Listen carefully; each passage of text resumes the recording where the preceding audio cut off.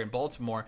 He had 150 yards, didn't catch a pass, which is a little bit surprising for him. He still has 12 catches on the year, so I'm not really worried about that. But I think Justin Forsett right now is certainly a guy who you can hold on and just see what's going to happen.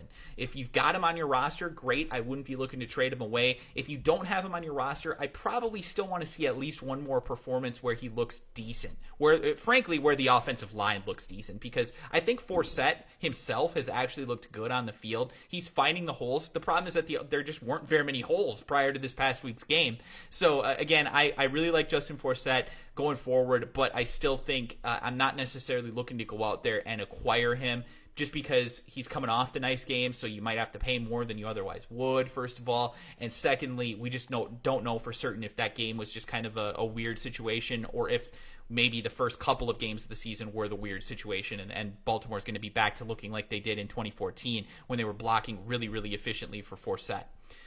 Now, I think a couple of other guys on here I want to talk about. I just want to touch on briefly.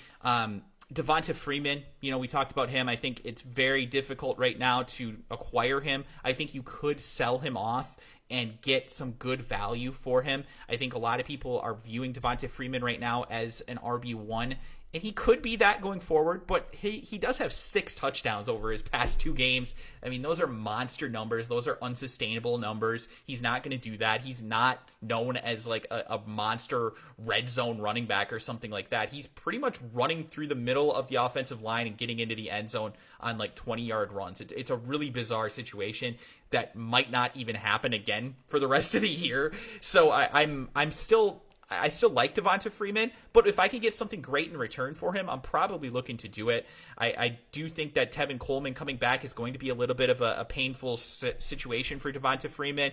He's still going to be the guy, I think, but Tevin Coleman might be out there a little bit more often than we would otherwise like to see out of a quote stud running back. He might have some competition there in the backfield. And by the way, guys, if you can hear like a baby yelling in the background, my daughter's just playing upstairs. She's just having a good time. Don't worry about it. We're hanging out down here talking fantasy football, and she's up there talking to mom and learning how to do stuff. She's just starting to talk, so it's pretty cool. But I digress. Let's talk a little bit more about fantasy football. A couple other guys here. Tavon Austin, I'm looking to sell right now.